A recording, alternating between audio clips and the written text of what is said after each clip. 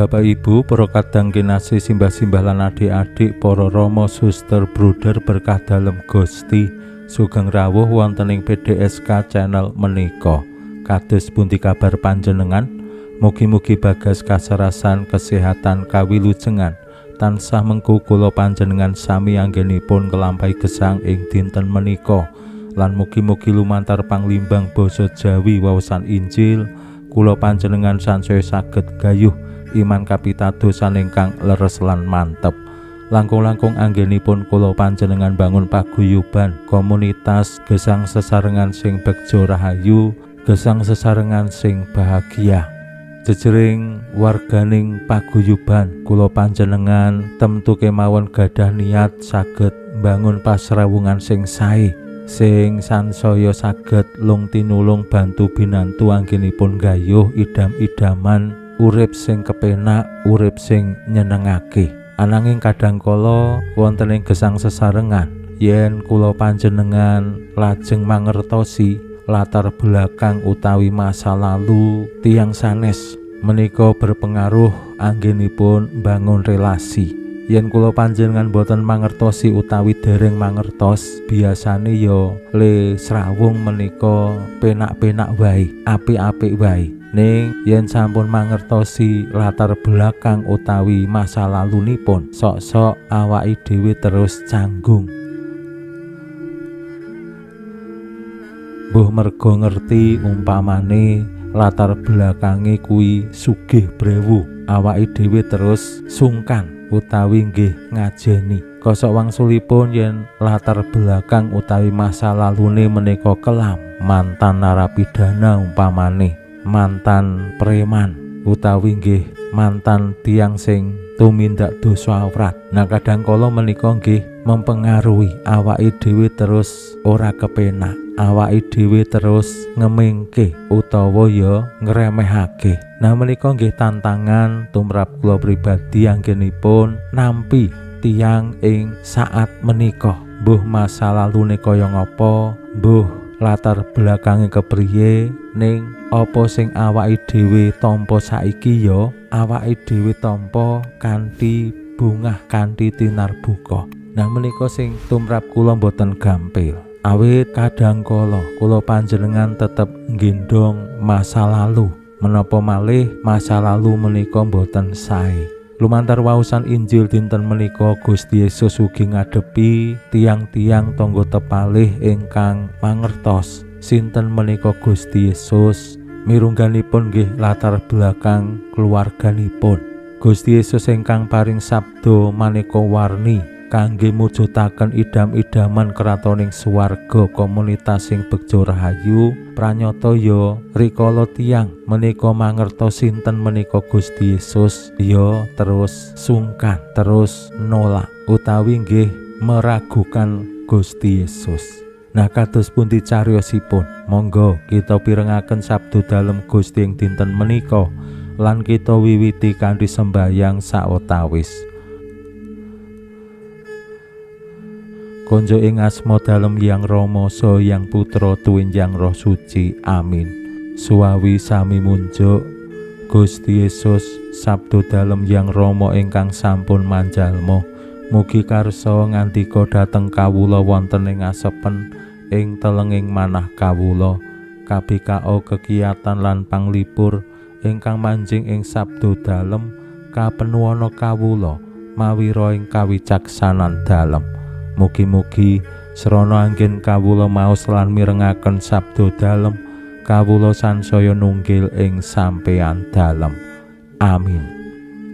Waosan Injil kapethik saking Injil Matius bab 13 ayat 50 ngantos dumugi 58. Nalika samono Gusti Yesus rawuh ing kutha dalem lan mulang ana ing sinagoga. Wong-wong padha gumun lan padha takon, saka ngendi anggone ngangsu kawicaksanan lan panguwasa yasa pangeram-eram. Handak iki dudu anake tukang kayu kae. Handak ibune jenenge dudu Maria, lan sedulure dudu Yakobus, Yusuf, Simon lan Yudas.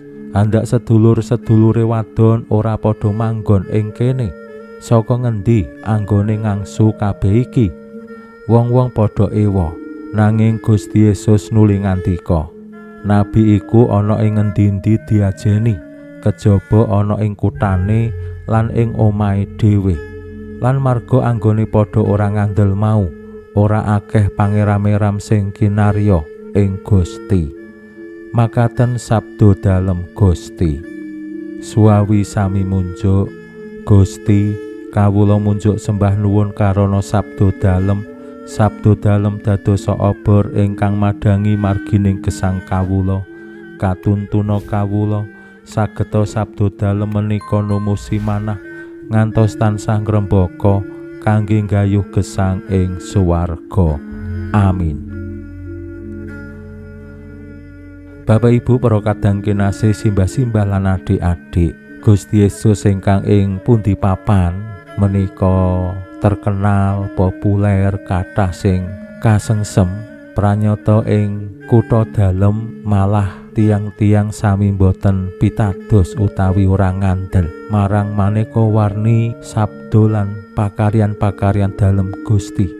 Awit menapa tiang-tiang menika sami mangertos latar belakangipun Gusti Yesus, anake tukang kayu, biyungipun utawi ibunipun Maria, sedulur-sedulure ya dadi tangga tanggane, lan lumantar pitepangan kalian keluarga ibunipun lan sederek-sederekipun Gusti Yesus, tiang-tiang sami gumun lan ora pracaya saka ngendi kawicaksanan lan pangeram-eram sing kinarya ing Gusti.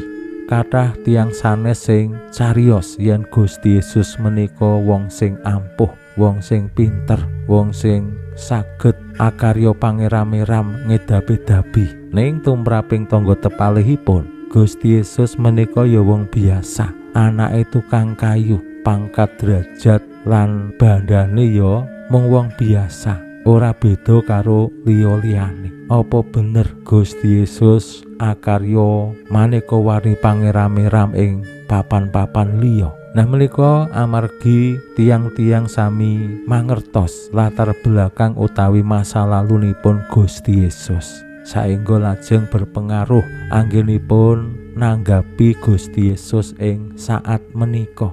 Mergo latar belakang, mergo masa lalune sing dingerteni, tiang-tiang sami ora pracaya, lajeng nggih boten nampa. Wohipun menapa Gusti Yesus boten akarya pangeram-eram ing kitha dalem. Nah menika saged dados kaca benggala tumraping kula panjenengan sami anggenipun bangun gesang sesarengan sing begja rahayu.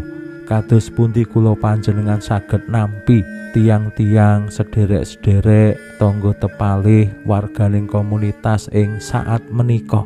Ora perlu nampa masa lalune sing kelam, masa lalune sing biasa, masa lalune sing kebak dosa kuwi mbiyen.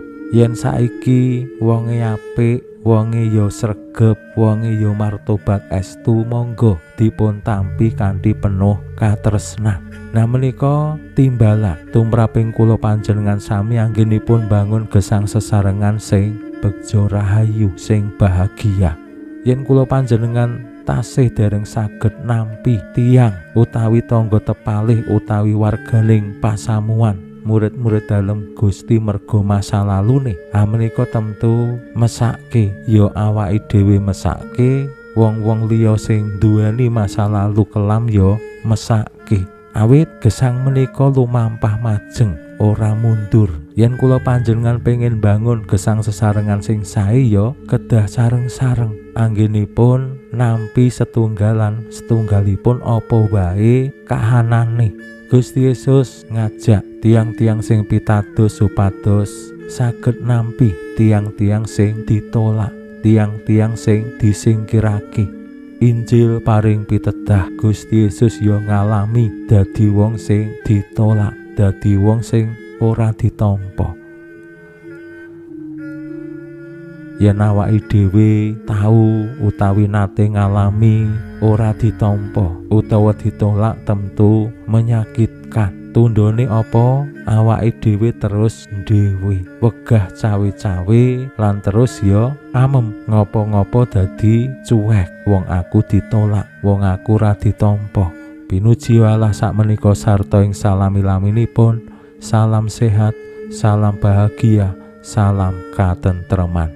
Lan mugi-mugi lumantar panglimbang dinten menika kula panjenengan tansah jinangkung ing berkah dalem Gusti ingkang Maha Kuwasa, Hyang Rama saha Hyang Putra tuwin Hyang Roh Suci. Amin.